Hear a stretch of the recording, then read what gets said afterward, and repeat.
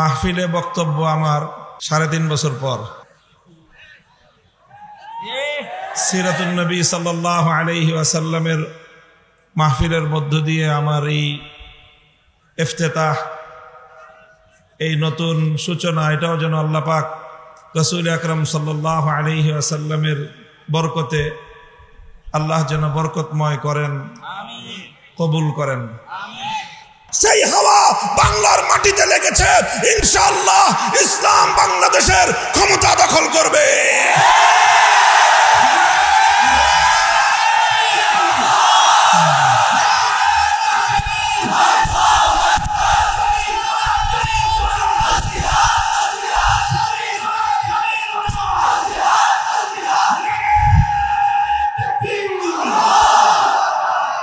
বাংলাদেশে নতুন করে আর কোনদিন ভাস্কর্যের নামে মূর্তি সংস্কৃতি বাস্তবায়ন করতে দেব না। আমাকে জনগণ থেকে বিচ্ছিন্ন করার পায়তারা চালিয়েছিল। আমি পরিষ্কার ভাষায় বলি, 2021 সালের 3রা এপ্রিলের পর আমার বিরুদ্ধে যারা যারা কথা বলেছে, যেই রূপেই বলে থাকুক, যেই আকৃতিতেই বলে থাকুক, তারা সব উপরোক্ত 3 হত্যাকাণ্ড সহ আমার বিরুদ্ধে ষড়যন্ত্রের সঙ্গে জড়িত ছিল। আল্লাহর কসম খেয়ে বলি, আমার পয়গম্বরের ইজ্জতের উপর আঘাতকারী আমার নবীকে যদি কেউ গালি দেয়, এক মুহূর্তের জন্য আমার পয়গম্বরের ইজ্জতের প্রশ্নে কারো সঙ্গে আপোষ করা যাবে না। আল্লামা আহমদ শফির ইন্তেকালের পর শেখ হাসিনা এবং তার গোপন পরামর্শদাতারা -3 ফর্মুলার উপর চলেছিল।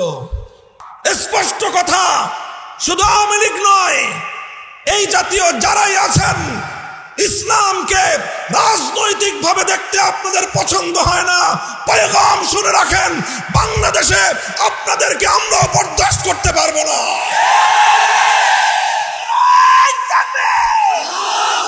জাতীয় সিরাত কমিটির উদ্যোগে আয়োজিত আজিমুশান সিরাতুন নবী মহাসম্মেলনে উপস্থিত সম্মানিত সদরে ইজলাস মুহতারামুল মাকাম হযরতুল আল্লামা ইমাদউদ্দিন হাফিজাহুল্লাহ, অন্যান্য হযরত উলামায়ে কেরাম, সম্মানিত মুরব্বী সাহেবান, সমবেত নবী প্রেমিক তাওহীদি জনতা, মাহফিলে বক্তব্য আমার 3.5 বছর পর।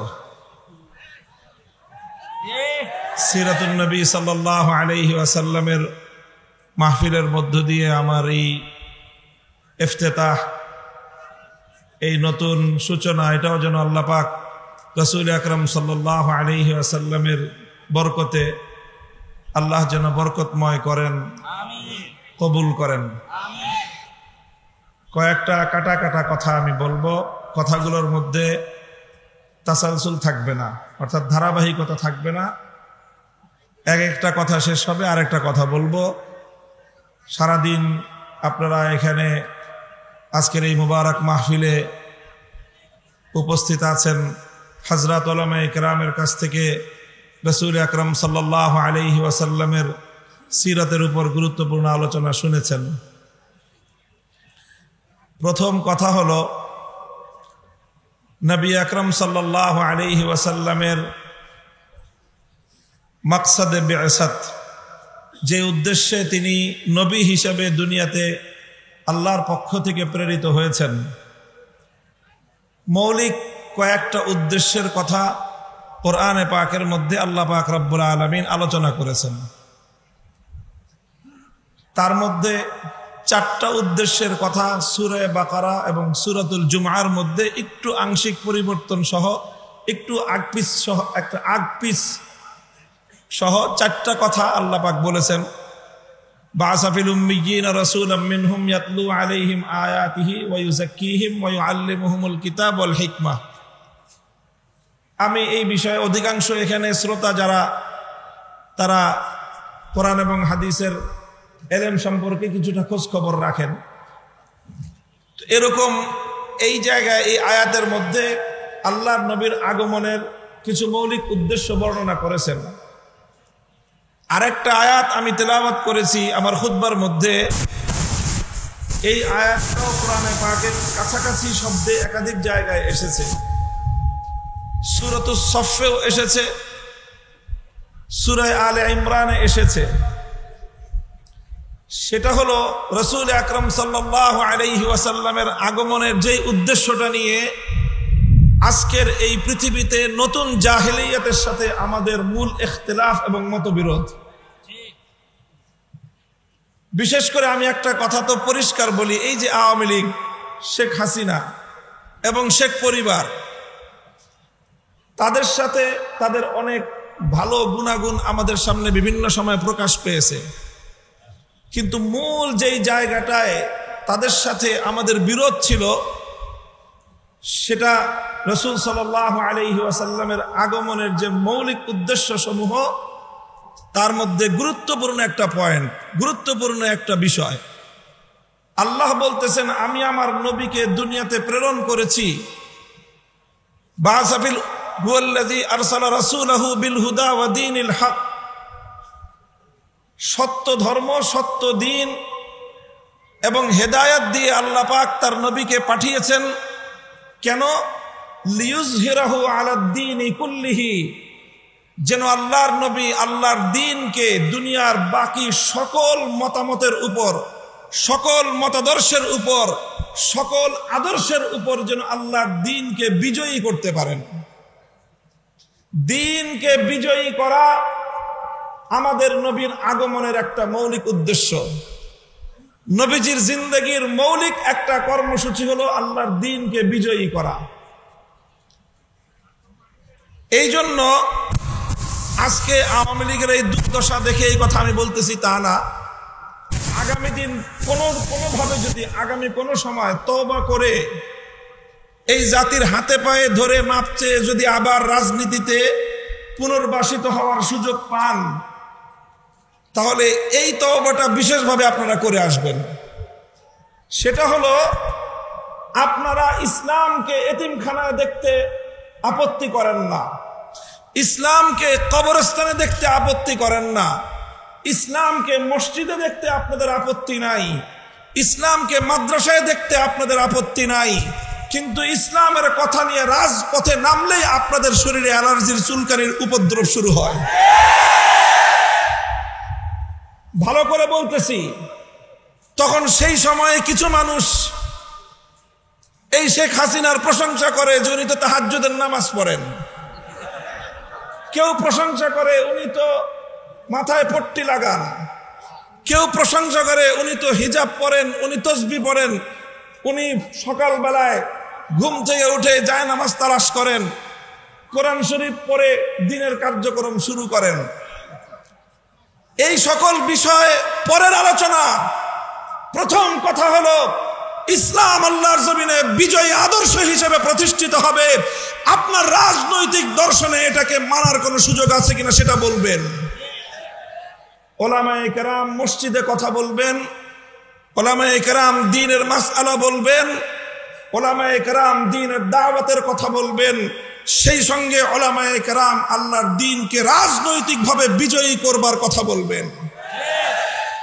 এই কথাটা যদি আপনার বরদাস্ত না হয়, আপনার 1000 রাকাতের তাহাজ্জুদের নামাজের এক কানাকড়ি মূল্য নাই, আপনার 1000 বারের হজের কোনো মূল্য নাই। পরিষ্কার কথা, স্পষ্ট কথা। শুধু আওয়ামী লীগ নয়, এই জাতীয় যারাই আছেন, ইসলামকে রাজনৈতিক ভাবে দেখতে আপনাদের পছন্দ হয় না, পয়গাম শুনে রাখেন, বাংলাদেশে আপনাদেরকে আমরা বরদাস্ত করতে পারবো না।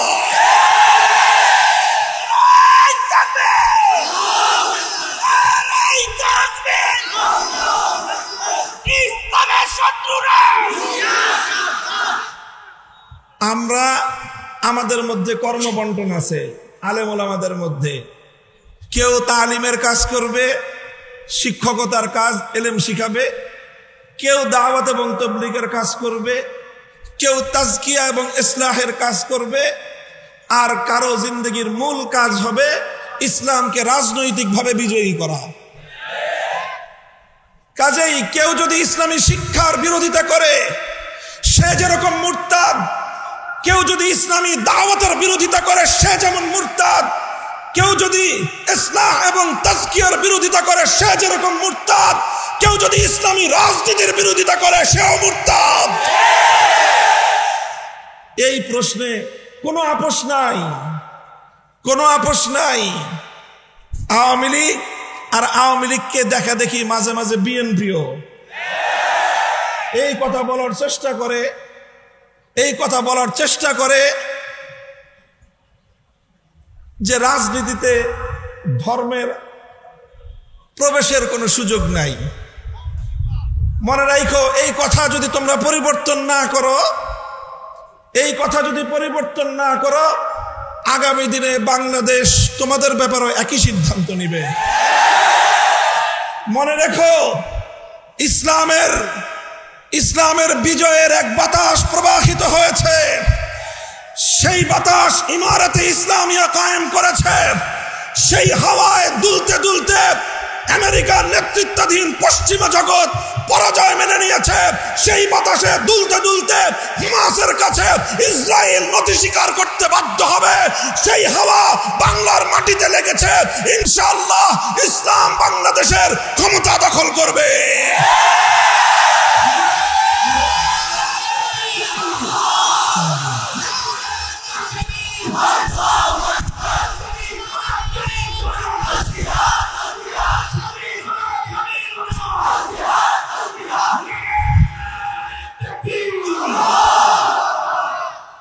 কথাটা আমাদের পরিষ্কার।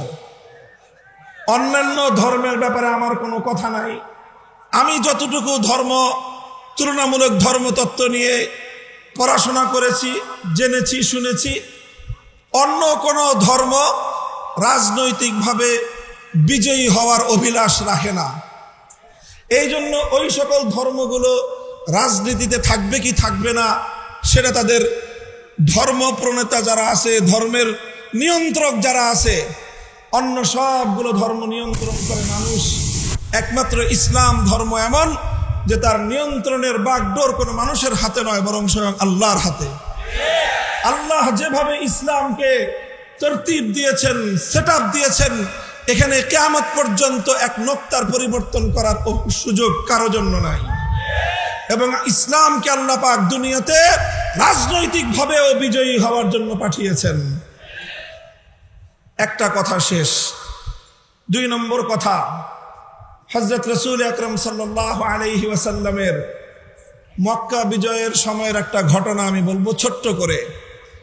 আল্লাহর নবী মক্কা বিজয়ের পরে আম্মা জান হযরত আয়েশা রাদিয়াল্লাহু আনহার কাছে নিজের একটা আকাঙ্ক্ষা ব্যক্ত করলেন, অভিব্যক্তি ব্যক্ত করলেন যে আমার মনে চায় আমি আল্লাহর ঘর বাইতুল্লাহ শরীফের মধ্যে 3টা পরিবর্তন আনি। কয়টা পরিবর্তন? 3টা। প্রথম পরিবর্তন হলো, আমার মনে চায় আমি বাইতুল্লাহ শরীফটাকে ইব্রাহিম আলাইহিস সালাতু ওয়াস সালামের বেনা, ওনার ভিত্তির উপর পুনর্নির্মাণ করি। অর্থাৎ লম্বা ইতিহাস, বর্তমান যে কাবা শরীফ, এটা ইব্রাহিম আলাইহিস সালাতু ওয়াস সালামের বানানো কাবা থেকে 2/3 নিয়ে বাইতুল্লাহ, আর 1/3 বাইতুল্লাহ শরীফের বাইরে আছে, যেটা হাতিম দিয়ে ঘেরাও করে রাখা। নবীজি বলেন আমার আকাঙ্ক্ষা হয় যে ওই 1/3 যেটা বাইতুল্লাহর বাইরে আছে সেটাকেও বাইতুল্লাহর ভিতরে অন্তর্ভুক্ত করে দেই। এটা হলো একটা পরিবর্তন করতে মনে চায়। দ্বিতীয় পরিবর্তন করতে মনে চায় যে আমি বাইতুল্লাহর দরজাটা, এখন মানুষের মাথা সমান উঁচু আছে বাইতুল্লাহর দরজার পাটাতন, আমার মনে চায় সেটাকে ভেঙে জমিনের সাথে মিশায় দেই। যেমন অন্যান্য ঘরের দরজা, মসজিদের দরজা যেরকম থাকে ফ্লোর বরাবর, আমার মনে চায় বাইতুল্লাহর সেই দরজাটা নিচু করে ফ্লোর বরাবর করে দেই। 2 নম্বর। 3 নম্বর মনে চায় আমি আরেকটা পরিবর্তন করি। এখন বাইতুল্লাহ শরীফের শুধুমাত্র একটা দরজা আছে, সেটা হলো পূর্ব দক্ষিণ কর্নারে। আমার মনে চায় ঠিক এই পূর্ব দরজা বরাবর পশ্চিম দিক দিয়ে আরেকটা দরজা বানিয়ে দেই, যাতে মানুষ এক দরজা দিয়ে বাইতুল্লাহ শরীফে ঢুকে আরেক দরজা দিয়ে বের হয়ে যেতে পারে। সেক্ষেত্রে অধিক পরিমাণ মানুষ আল্লাহর ঘর বাইতুল্লাহ শরীফের মধ্যে কাবা শরীফের ভিতরে ঢুকবার সুযোগ পাবে। কয়টা পরিবর্তন? আকাঙ্ক্ষা ব্যক্ত করলেন কে? স্বয়ং আল্লাহর রাসূল সাল্লাল্লাহু আলাইহি ওয়াসাল্লাম। এটা বুখারী শরীফ সহ সমস্ত হাদিসের কিতাবের মধ্যে এই কথা বর্ণিত আছে। এই কথা আল্লাহর নবীজি বলছেন কখন? মক্কায় পরাজিত অবস্থায় না বিজয়ী অবস্থায়? যখন মক্কা মদিনার পরিপূর্ণ নিয়ন্ত্রণ ক্ষমতা আল্লাহর নবীর হাতে। স্বাভাবিকভাবেই প্রশ্ন জাগতো যে হুজুর এখন আপনি যা চাইবেন সেটাই তো হবে। তো আপনি মক্কা বাইতুল্লাহকে পুনর্নির্মাণ করেন, বড় করে দেন, দরজা নামায় দেন, আরেকটা দরজা বানায় দেন, আপনি যা বলবেন সেটাই তো ফরমান, সেটাই রাষ্ট্রীয় হুকুম, সেটাই শরীয়তের হুকুম। আপনার কথার সাথে তো বিরোধ করবার কারো শক্তি এখন আর নাই।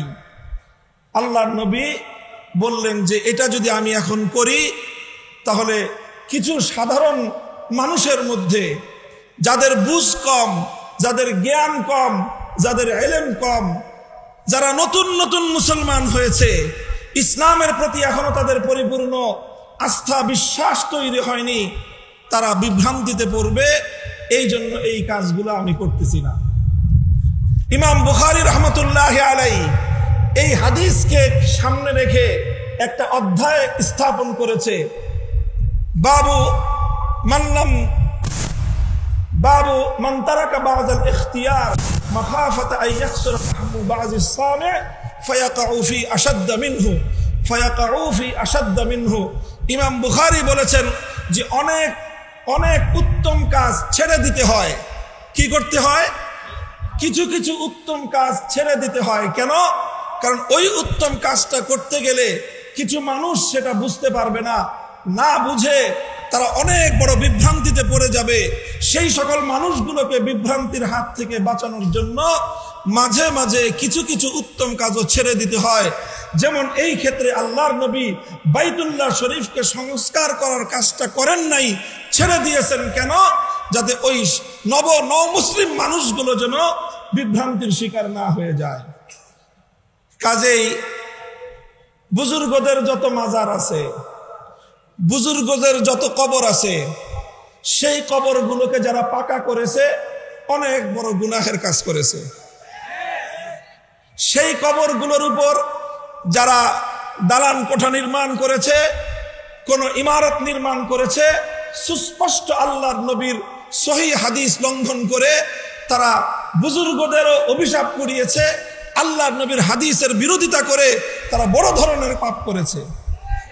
এই সব কথাগুলি তার আপন জায়গায় সঠিক, তবে মনে রাখতে হবে এই সকল বড় বড় বুজুর্গ শাহজালাল মুজাররদে আমানি, খানজাহান আলী, শাহ ফারান রহমতুল্লাহ আলাইহি, বায়াজিদ বুস্তামি, সমস্ত বড় বড় বুজুর্গ যাদের কবর পাকা করেছেন, এই কবরগুলো এই সমস্ত বুজুর্গরা পাকা করেন নাই। পাকা হয়েছে ওনাদের মৃত্যুর আগে না পরে? তাহলে মৃত্যুর পরে যেটা পাকা হলো ওটা ওনারা করছেন না পরবর্তীতে কেউ করেছে? পরবর্তীতে যারা করেছে তারা ভুল করেছে, অন্যায় করেছে। তারা যখন অন্যায় করেছে এরপরে সেই বুজুর্গদের কবরগুলোকে কেন্দ্র করে শিরক বিদআতের আখড়া বসিয়েছে কিছু মানুষ। কাজেই এই ক্ষেত্রে আল্লাহর পয়গম্বরের সিরাত অনুযায়ী আমাদের কর্মপন্থা হতে হবে, আমাদের এই সকল কবরগুলো থেকে শিরক এবং বিদআত নির্মূল করতে হবে, এমন ভাবে করতে হবে যেন মানুষ বিভ্রান্তির শিকার না হয়।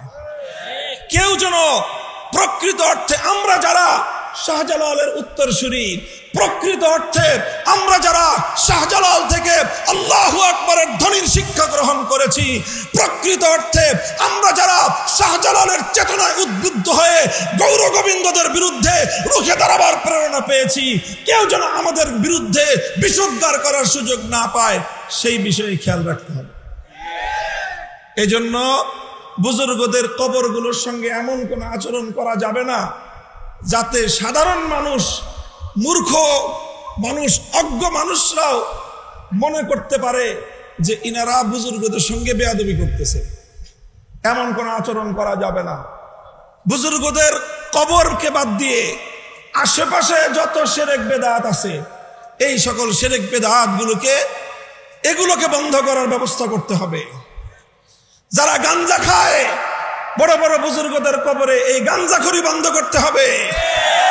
নারী পুরুষের অবাধ মেলামেশার যে আয়োজন করে বুজুর্গদের কবরগুলোকে যারা অপবিত্র করছে, সেই অপবিত্র কর্মকাণ্ড বন্ধ করতে হবে।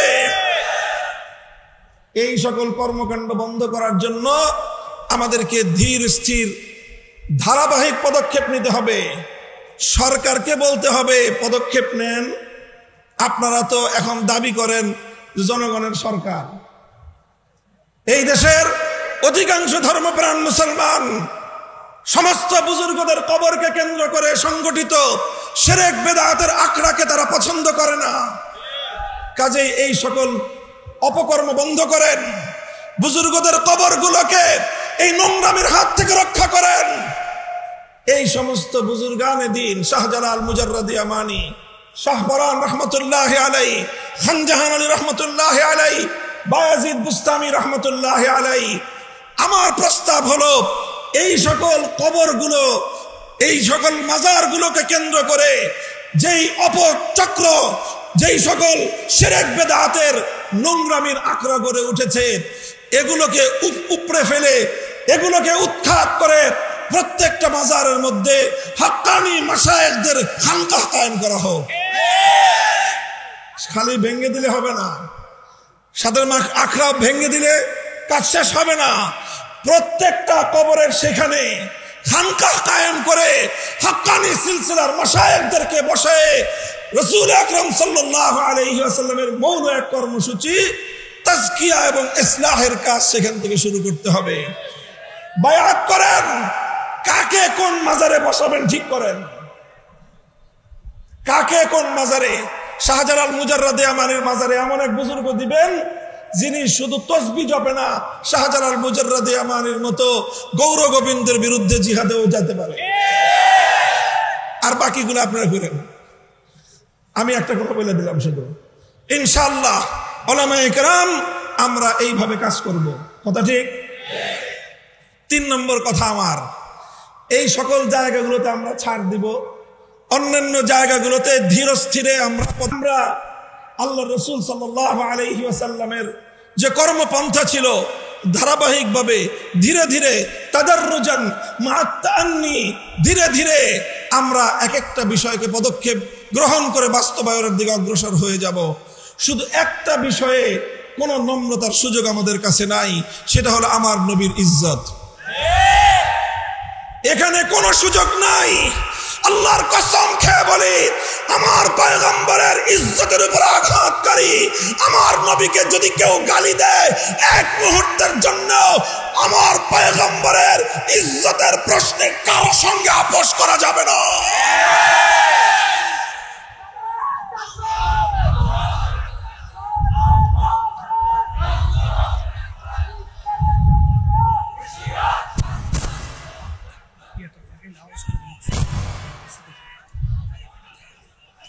এটা গেল 3 নম্বর কথা।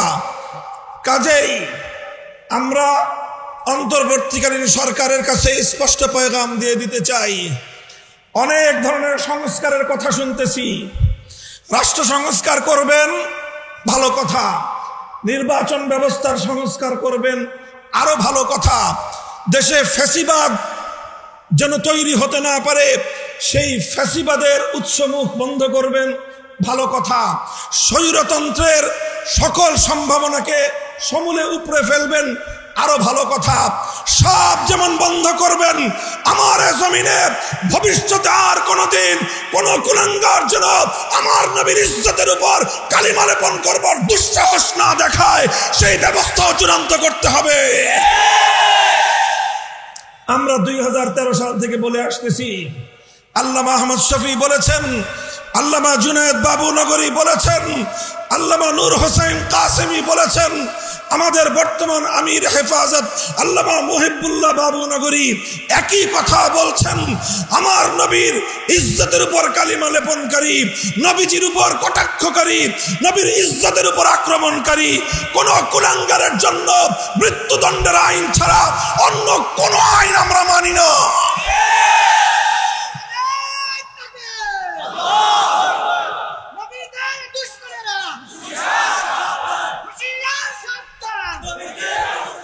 কাজেই এই কথা আমরা বলবো, মাঝে মাঝে এই যে সাম্প্রদায়িক সংঘাতের যে একটা আবহ তৈরি করা হয় অধিকাংশ ক্ষেত্রে, আমার নবীকে যদি কেউ গালি দেয় তার পূর্ববর্তী ধর্ম পরিচয় কি সেটা আমাদের বিবেচনা করার এক মুহূর্তের জন্য সময় নাই। তার নাম যদি রাজীব হায়দার হয় তার ব্যাপারে আমাদের যেই করণীয় হবে, তার নাম যদি কোনো ঘোষ হয় তার ব্যাপারেও আমাদের ফয়সালা বিন্দুমাত্র ভিন্ন কিছু হবে না। আমার নবীর ইজ্জতের উপর কটাক্ষকারীর একটাই পরিচয়, নবীজির যে দুশ্মন তার একটাই পরিচয়, নবীজিকে যে গালি দেয় তার একটাই পরিচয়। তার কোনো ধর্ম পরিচয় নাই, তার কোনো রাজনৈতিক পরিচয় নাই, তার কোনো গোষ্ঠীর পরিচয় নাই, তার কোনো বর্ণের পরিচয় নাই, তার কোনো ভাষার পরিচয় নাই। আল্লাহর পয়গম্বরের 250 কোটি উম্মতের কাছে তার একটাই পরিচয়, সে গুস্তাখে রাসূল, সে নবীর উপর আক্রমণকারী, সে নবীর দুশ্মন, সে মানবতার দুশ্মন। তার একটাই শাস্তি, মৃত্যুদণ্ড কার্যকর করো।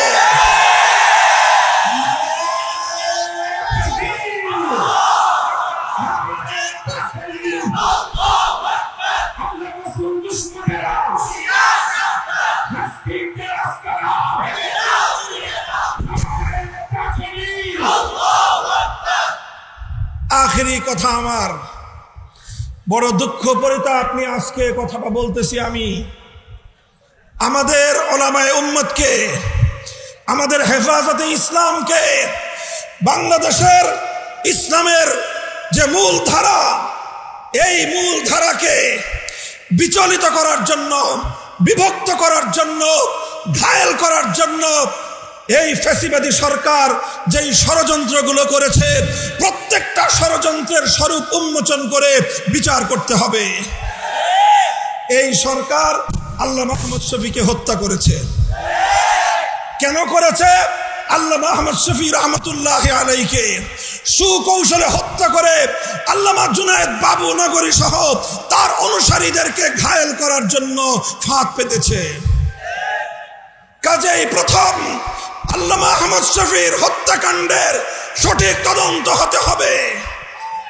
যারা আল্লামা আহমদ শফীর পক্ষ হয়ে আল্লামা জুনায়েদ বাবু নগরী সহ আমাদের বিরুদ্ধে এই অপবিত্র কর্মকাণ্ডের সম্পৃক্ততা করার চেষ্টা করেছিল, তাদেরকে রিমান্ডে নিয়ে জিজ্ঞাসাবাদ করতে হবে সরকার কেন তাদেরকে দিয়ে এই কাজ করিয়েছিল।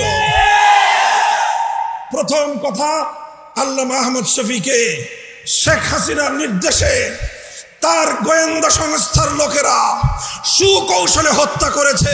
তদন্তপূর্বক এই তথ্যের প্রমাণ জাতির সামনে হাজির করতে হবে।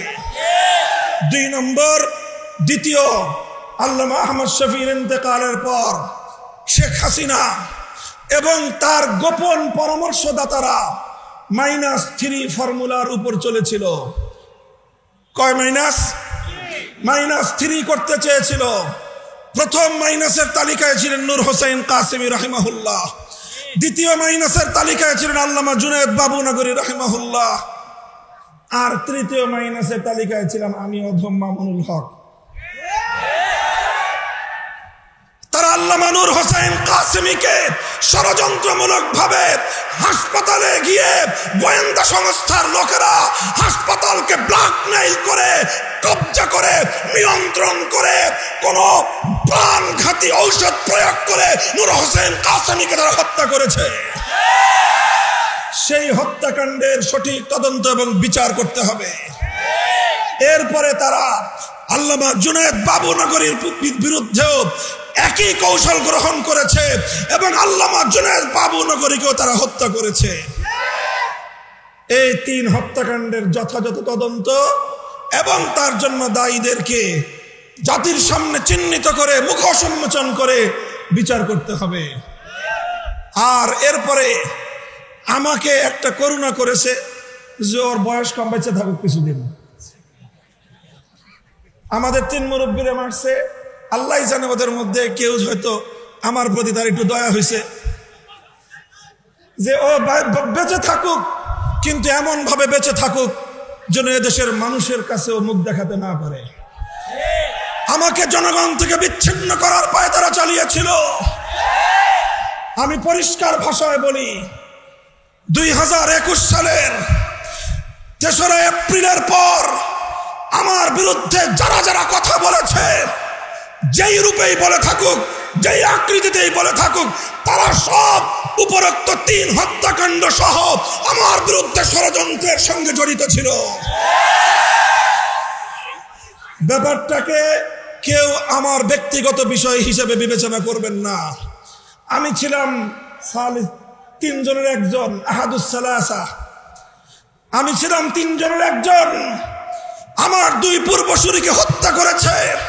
আমার আল্লামা আহমদ শফীকে তারা হত্যা করে আমি যেন এদেশের ধর্মপ্রাণ মুসলমানদেরকে নিয়ে এই ষড়যন্ত্রের বিরুদ্ধে রুখে দাঁড়াতে না পারি, এজন্য আমার বিরুদ্ধে এমন ষড়যন্ত্রের বীজ তারা বুনেছিল, এমন ষড়যন্ত্রের চাল তারা বিছিয়েছিল যেন ভবিষ্যতে আর কোনোদিন কেউ মামুনুল হক হওয়ার স্বপ্ন না দেখে। মুহতারাম হাজিরিন, আমার কথা আর বেশি কিছু নয়। এই 4টা ঘটনা একই সূত্রে গাঁথা। আলেম সমাজকে বলবো, সরল হওয়া ভালো, এত সরল হওয়া ভালো না। আলেমদেরকে বলবো, সরল হওয়া ভালো, এত সরল হওয়া ভালো না। যারা সেদিন আল্লামা আহমদ শফীকে হত্যা করে, তার হত্যাকাণ্ডের দায় তার জীবনের প্রধান সহকর্মী আল্লামা জুনায়েদ বাবুনগরী সহ উলামায়ে ইসলামের উপর, হেফাজতে ইসলামের নেতৃবৃন্দের উপর চাপিয়ে দেওয়ার চেষ্টা করেছিল। তারা বাংলাদেশ থেকে ইসলামের শেকড় সহ উপড়ে ফেলবার পায়তারা করেছিল। কাজেই এগুলো সুন্দরভাবে, এগুলো যথাযথ তদন্ত, এর স্বরূপ উন্মোচন এবং এর সঠিক বিচার এই জাতি প্রত্যাশা করে। কথা বলেন ঠিক না বেঠিক? ইনশাআল্লাহ আমরা ঐক্যবদ্ধ আছি। আমাদের সভাপতি সাহেব আমার জন্য মন্ত্রিত্বের কথা বলেছেন। মন্ত্রিত্ব সাময়িক বিষয়, মন্ত্রিত্ব সাময়িক বিষয়। আমাদের হাফিজ জি হুজুর মন্ত্রিত্ব করেন নাই, আমাদের শেখুল হাদিস আল্লামা আজিজুল হক মন্ত্রিত্ব করেন নাই, আমাদের মুফতি আমিনী রহমতুল্লাহ আলাইহিও মন্ত্রিত্ব করেন নাই, স্যার সৈয়দ ফজলুল করিম পীর সাহেব চরমনাই রাহিমাহুল্লাহ মন্ত্রিত্ব করেন নাই, আল্লামা আহমদ শফী মন্ত্রিত্ব করেন নাই, আল্লামা জুনায়েদ বাবুনগরী মন্ত্রিত্ব করেন নাই। আমাদেরও প্রয়োজন না পড়লে মন্ত্রিত্ব করার খাহেশ নাই। তবে একটা খাহেশ আছে, একটা চিন্তা আছে। বাংলাদেশে বোনাস হায়াতটা আমি পাইছি। আমার বেঁচে থাকাটা এখন বোনাস। যদিও বয়স আমার খুব বেশি না, 51 বছর মাত্র শেষ হয়েছে। সেই হিসাবে আমার বয়স স্বাভাবিক হায়াত অনুযায়ী বোনাস বলার কথা না। যেই ষড়যন্ত্রের জাল ভেদ করে আল্লাহ পাক আমাকে আমাদের পূর্ববর্তী আকাবেরে সালাসার পরে আল্লাহ আমাকে হায়াতে রেখেছেন, এটা আল্লাহ পাকের বিশেষ কুদরত। আমাকে চেষ্টা করেছিল তারা জনবিচ্ছিন্ন করার। আল্লাহ পাক রব্বুল আলামিন মানুষের অন্তরের মধ্যে আমার প্রতি মহব্বত এবং ভালোবাসা বৃদ্ধি করে দিয়েছেন। এটা আমার কোনো কারামত নয়, এটা আল্লামা আহমদ শফীর কারামত, এটা আল্লামা জুনায়েদ বাবুনগরীর কারামত, এটা আল্লামা নূর হোসেন কাসিমের কারামত। তাদের এই হত্যাকাণ্ডের কথাটুকু জাতির সামনে তুলে ধরার জন্যই হয়তো আল্লাহ আমাকে বাঁচিয়ে রেখেছেন। পরিষ্কার বলতে চাই, জালিম ফ্যাসিবাদী স্বৈরাচারী হাসিনার আমলেও হকের মূল কথার ক্ষেত্রে আপোষ করার চিন্তা করি নাই। ভালো ভালো বুঝাইছিলাম, মরা বাপের মূর্তি বানায়েন না, ভালো হবে না। মানুষটা মারা গেছে এবং তাকে আমরা মুসলমানই মনে করি, কাজেই তার মূর্তি বানায় আল্লাহর সামনে তাকে লজ্জিত করেন না, জনগণের সামনে তাকে অপমান করার ব্যবস্থা করেন না। কথাটা ভালো লাগলো না আমাদের। আমার বিরুদ্ধে তিনি ক্ষিপ্ত হলেন, জাতীয় সংসদে তিনি আমার বিরুদ্ধে কথা বললেন, তার গোটা রাষ্ট্রযন্ত্রকে আমার বিরুদ্ধে লেলিয়ে দিলেন। ডিজিএফআই, এনএসআই সহ প্রত্যেকটা গোয়েন্দা সংস্থা যাদের কাজ ছিল রাষ্ট্রের নিরাপত্তা নিশ্চিত করা, সব কাজ বাদ দিয়ে তারা আমাদের আলেম সমাজকে জাতির সামনে হেয় প্রতিপন্ন করার জন্য তারা মাঠে নামলো। খালি কাদের কাদেরকে বরখাস্ত করতেছেন দেখতেছি আমরা। আমাদের ওই নাটকের সময় কারা কারা ছিল অনেকের চেহারা আমার মনে আছে। কারা কারা আদালতে আমাকে উঠানোর সময় আমার আইনজীবীকে পর্যন্ত হুমকি দিয়ে আদালতের কাঠগড়ায় আসতে দেন নাই, চেহারাগুলো আমার মনে আছে। আদালতে থাকবে বিচারক আর আইনজীবীরা। আমাকে আদালতে উঠানোর সময় সশস্ত্র বাহিনীর সদস্য সেখানে উপস্থিত কেন ছিল? প্রশ্নটা আজকে করলাম না, প্রয়োজন হলে ভবিষ্যতে করব। মনে রাখবেন, মনে রাখবেন, আলেম সমাজকে জাতির কাছ থেকে বিচ্ছিন্ন আপনারা করতে পারবেন না। কারণ উলামায়ে কেরাম আল্লাহর জন্য কাজ করেন, আল্লাহর দ্বীনের জন্য কাজ করেন, হকের ঝান্ডা সমুন্নত করার জন্য কাজ করেন। জীবনের পরোয়া করার সময় নাই। বলে দেই, আবারও বলছি, হিন্দু ধর্মাবলম্বীরা তারা তাদের মন্দিরে মূর্তি কয়টা বানাবে সেটা নিয়ে আমাদের মাথা ব্যথা নাই। হ্যাঁ, একটা আফসোস আছে যে তারা সঠিক ধর্ম পেল না, ইসলাম ধর্ম গ্রহণ না করে জাহান্নামের পথে তারা চলতেছে, মনে ব্যথা আছে। কিন্তু তাদের মূর্তি নিয়ে আমাদের মাথা ব্যথা নাই।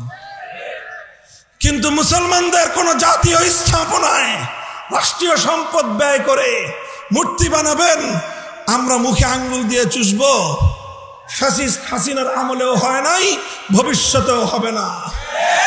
বাংলাদেশে নতুন করে আর কোনদিন ভাস্কর্যের নামে মূর্তি সংস্কৃতি বাস্তবায়ন করতে দেব না। প্রস্তুত থাকবেন তো ইনশাআল্লাহ? হাম পাসবানে মিল্লাতে ইসলামিয়া। আমাদের কাজ হলো ইসলাম ধর্মের পাহারাদারি করা। হাফিজ হুজুর বলতেন যে তোমরা রাষ্ট্র চালাইতেছো, চালাও, ওটা নিয়ে কারাকারি করার খুব আগ্রহ আমাদের নাই। আমাদের জায়গাগুলোকে কাজ করার জন্য নির্বিঘ্ন পরিবেশ তোমরা রাখবা। আমাদের কোনো কাজের ব্যাপারে নাক গলাতে আসবা, সে নাক আমরা কেটে ফেলবো। আমার আগামী প্রজন্মের কোন সন্তানকে নাস্তিক্যবাদে দীক্ষিত করবার কোন পায়তারা বরদাস্ত আমরা করব না। এই বিষয়গুলোকে বাদ দিতে হবে। আগামী প্রজন্ম যেন ইসলামের নবী মুহাম্মদ আরবি সাল্লাল্লাহু আলাইহি ওয়াসাল্লামের সিরাত এবং তার জীবন সম্পর্কে যেন জানতে পারে। এই ধরনের শিক্ষা কারিকুলাম এবং শিক্ষা সিলেবাস জাতীয় শিক্ষা ব্যবস্থায় অন্তর্ভুক্ত করতে হবে। এগুলো যদি করেন, ইসলাম ধর্মটা যদি নির্বিঘ্ন নিরাপদ থাকে, আমরা যারা আল্লাহর জমিনে আল্লাহর দ্বীনকে গালেব করার আন্দোলন করি, সংগ্রাম করি, রাজনীতি করি, আমাদের রাজনীতি নিয়ে যদি কারো অ্যালার্জি চুলকানি না থাকে, তার ব্যাপারেও আমরা জিরো টলারেন্স নীতিতে যাব না। কিন্তু যে আমার জমিনে ইসলামের নামে আল্লাহর জমিনে আল্লাহর দ্বীনকে বিজয়ী করবার রাজনীতির উপর আঙ্গুল তুলতে চাবে, সে আঙ্গুল আমরা ভেঙে ফেলবো। কথা পরিষ্কার? এটাই সিরাতুন নবী, এটাই সিরাতুন নবী। আমরা নরমের নরম থাকতে চাই, নম্রভাবে দ্বীনের দাওয়াত দিতে চাই। যদি কেউ আমাদেরকে বাধা দিতে আসে, তখন বাধার পাল্টা জবাব দিতে জানি। আল্লাহ পাক আমাদেরকে বুঝবার তৌফিক দান করেন। সিরাতুন নবীর সোনালী আদর্শ মোতাবেক আল্লাহ সমাজ গঠন করার তৌফিক আমাদেরকে দান করেন। জাতীয় সিরাত কমিটির ঐতিহাসিক আজিম শান এই ইজলাসকে আল্লাহ কবুল করুন। উলামায়ে ইসলাম এবং উলামায়ে হক